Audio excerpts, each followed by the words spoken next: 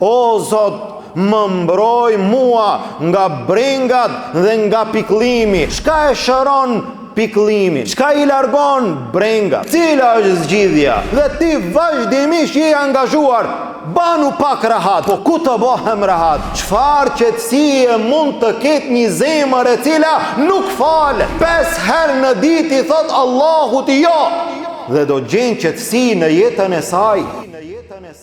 Innal hamdalillah nahmaduhu ta'ala wa nasta'inuhu wa nastaghfiruh wa na'udhu billahi min shururi anfusina wa min sayyiati a'malina. من يهده الله فهو المهتد ومن يضلل فلا هادي له وأشهد أن لا إله إلا الله وحده لا شريك له وأشهد أن محمدا عبده ورسوله اللهم صل على محمد وعلى آل محمد كما صليت على إبراهيم وعلى آل إبراهيم إنك حميد مجيد اللهم بارك على محمد وعلى آل محمد كما باركت على إبراهيم وعلى آل إبراهيم إنك حميد مجيد. Falënderimi takon Allahut subhanahu wa ta'ala, atë falenderojmë dhe vetëm prej tij ndihmë dhe falje kërkojmë. Salavatet dhe selamet tona ja dërgojmë dashurit ton Muhammedit sallallahu alaihi wasallam, familjes tij, shokëve të tij dhe gjithë atyre që pasojnë rrugën e tij deri në ditën e gjykimit. Vëllezër të nderuar, nuk ka dyshim se jeta e kësaj dunjaje është përplot me sprova, është me brenga, është me telashe, është me probleme të vazhdueshme. E shkaku i tyre se cili njeri në jetën e kësaj dunjaje her pas here do të mërzitet, her pas here do të piklohet, her pas here do t'i prishet lumturia, do t'i prishet disponimi, do t'i prishet harmonia. Mirë po, jo të gjithë njerëzit mundohen që ta gjejnë zgjidhjen e njëjtë pas një gjëje të tillë. Jo të gjithë drejtohen në mënyrën e duhur për shërimin e këtij problemi. Disa prej njerëzve mundohen që ta largojnë piklimin, ta largojnë mërzin, ti largojnë brengat duke u drejtuar në harame ndë Allahut Azza wa Jall. Disa prej njerëzve kur janë të pikluar lëshojnë muzikë, jetojnë me muzikë ditën edhe natën, në muzikë e gjejnë prehjen, në muzikë mendojnë që ta gjejnë shërimin. E disa prej njerëzve kur janë të mërzitur, kur janë të pikluar, kur kanë probleme të shumta edhe të mëdhaja, drejtohen në alkool, do të pinë alkool, do të dehen mirë, do t'i harrojnë sipas tyre problemet e kësaj dunjaje. Dhe disa të tjerë të cilët drejtohen në mënyra në zgjidhje edhe më të rrezikshme, derisa disa prej tyre nuk kanë mundësi që ta përballojnë një gjë të tillë dhe në fund arrijnë në vetvrasje. Ndërsa muslimani, ndërsa besimtari, i cili gjithashtu do të piklohet, i cili gjithashtu do të brengoset, i cili gjithashtu do të mërzitet, mirë po, ku do ta gjejnë zgjidhjen? Ku do ta gjejnë ilaçin? Ku do ta gjejnë shërimin? Ku do drejtohet besimtari pas asaj ndjenje? E gjithë zgjidhja në jetën e besimtarit është në fenë e Allahut Azza wa Jall. Çka e shëron piklimin? Çka i largon brengat? Cila është zgjidhja nga feja Allahut Azza wa Jall kur neve na mundon, na lodh, na preokupon dunjaja dhe ne ndoshta nuk shohim zgjidhje. Cila është zgjidhja? Pejgamberi sallallahu alaihi wasallam na udhëzoi, na porositi, na mësoi. Edhe vet ishte nga ata që bante dua për çdo gjë, drejtohu Allahut Azza wa Jall. lutë Allahun Azza wa Jall, o Zot, mi largo problemet, o Zot, ma shëro zemrën, o Zot, mi largo brengat, o Zot, më jep zgjidhje, o Zot, ma mundso që t'i laj borxhet, o Zot, ma mundso që t'u dal në fund këtyre gjërave që janë duke më rrethuar, o Zot. Zgjidhja e besimtarit është duke i ngrit duar dhe duke thënë ja Rabb. E pejgamberi sallallahu alaihi wasallam nga duat e tij të shumta në mesin e tyre bante dua duke thënë Allahumma inni a'udhu bika min al-hammi wal-hazan. O Zot, më mbroj mua nga brengat dhe nga pikëllimi, nga brengat për të ardhmen dhe nga pikëllimi për të kaluarën. Lutë Allahun Azza wa Jall për çdo gjë që Allahu Azza wa Jall të jep zgjidhje. Gjithashtu nga zgjidhjet që janë të përmendura në Kur'an, që Allahu Azza wa Jall e mësoi pejgamberin sallallahu alaihi wasallam e pastaj të gjithë neve.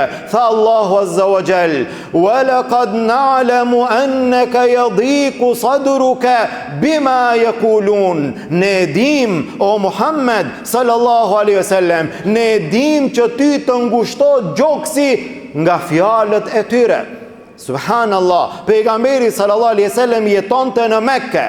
Njerëzit e akuzonin, duke thënë poet, duke thënë magjistar, duke thënë i çmendur, duke thënë falltor, kujt njeriut më të mirë që ka ekzistuar ndonjëherë. Nga këto fjalë, nga akuzat, nga shpifjet, nga emërtimet e ndryshme të idhujtarëve me kas, pejgamberit sallallahu alaihi wasallam i ngushtohej gjoksi.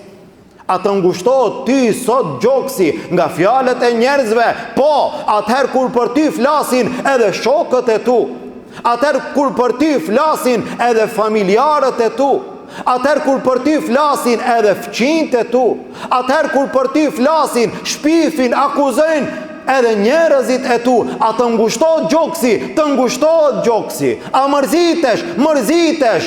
Allahu Azza wa Jall tha, ne e dim që ty të ngushtohet gjoksi nga fjalët e tyre. Mirë po, cila është zgjidhja?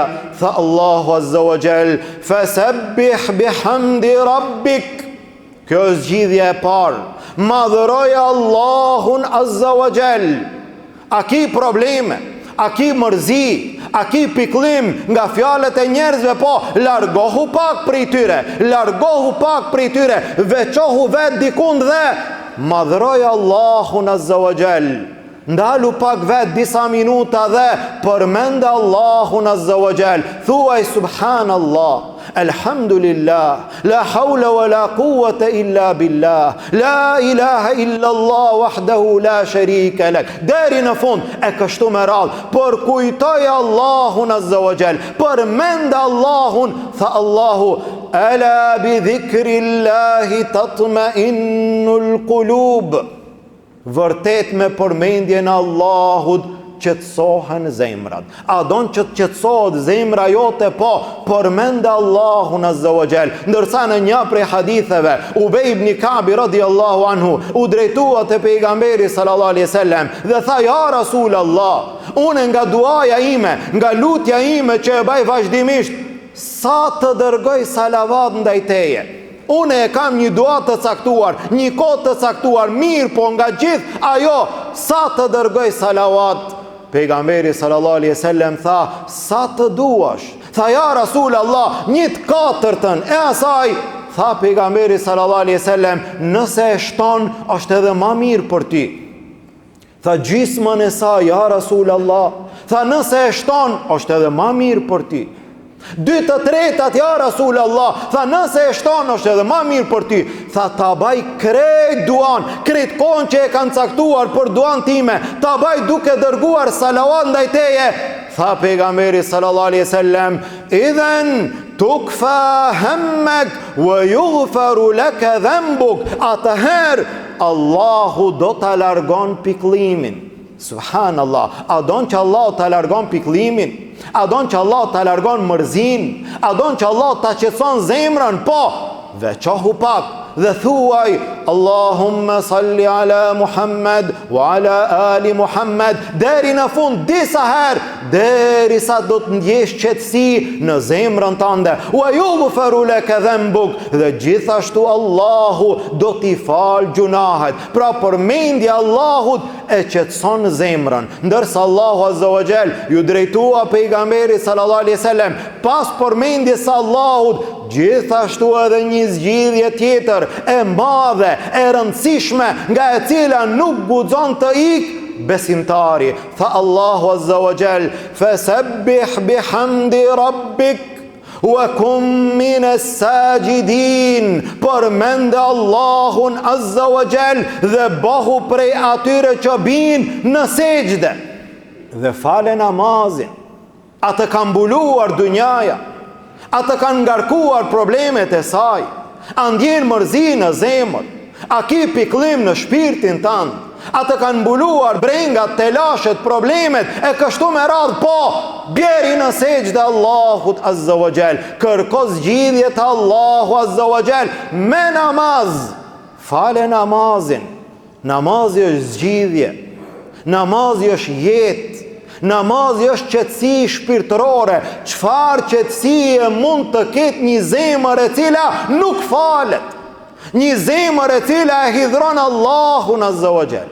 Një zemër e cila për çdo ditë 5 herë në ditë i thot Allahut jo, dhe do gjen qetësi në jetën e saj.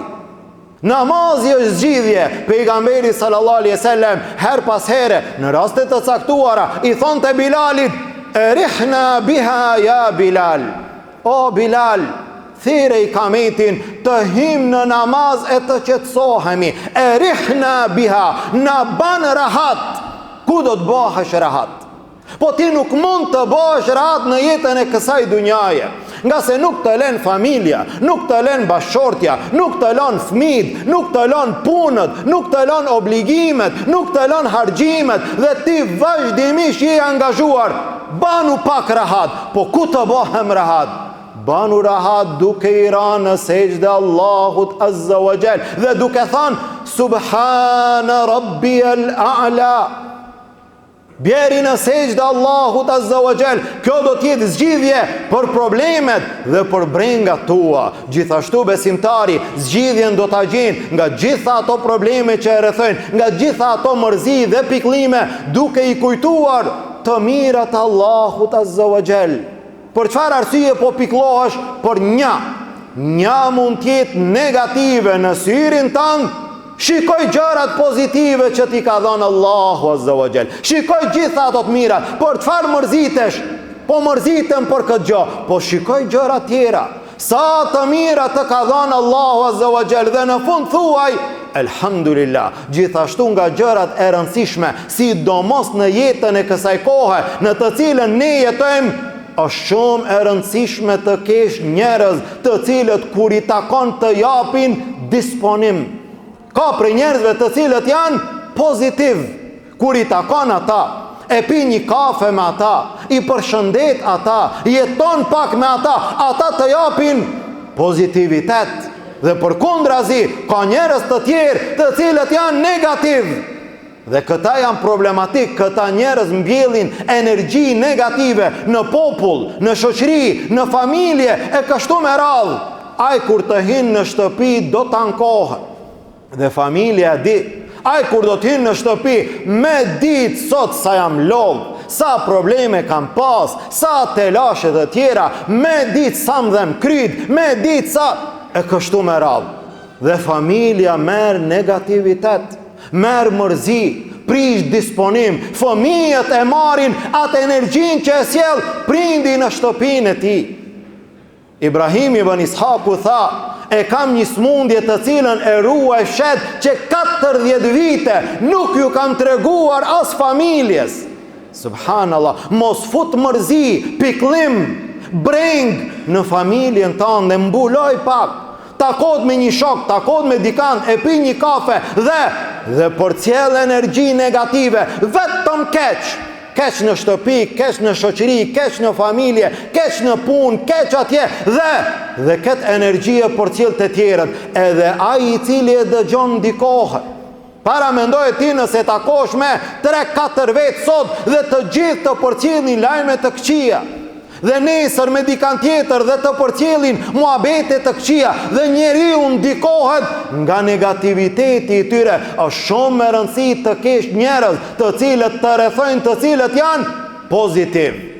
Kush ka qenë njeriu i cili ka pas brenga, derte, përgjegjësi më të mëdha në gjithë ummetin se sa Muhamedi sallallahu alaihi wasallam? A ka pas dikush përgjegjësi më të madhe? Njeriu i cili ka qenë përgjegjës për familjen e tij, për xhamin e tij, për thirrjen e tij, për luftrat e tij, për popullin e tij, për ummetin e tij, përgjegjës i gjithë ummetit.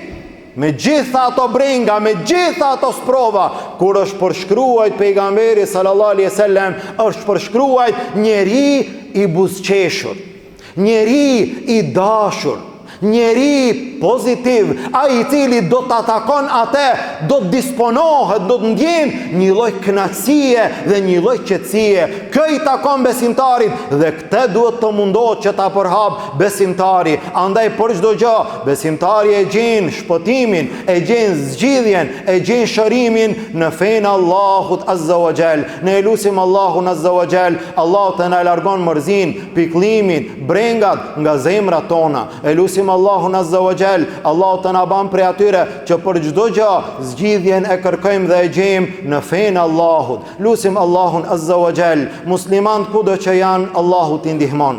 Gjendjen e tyre Allahu ta lehtëson. Të varfërit tanë Allahu t'i pasuron. Të sëmurët tanë Allahu t'i shëron. Të vdekurit tanë Allahu t'i mëshiron. Lutim Allahun azza wa jall, nga dënimi i tij të na shpëton, në xhennetin Firdaus të na bashkon. Amin. Walhamdulillahi rabbil alamin. Wa subhanaka Allahumma bihamdik, ashhadu an la ilaha illa ant, astaghfiruka wa atubu ilayk.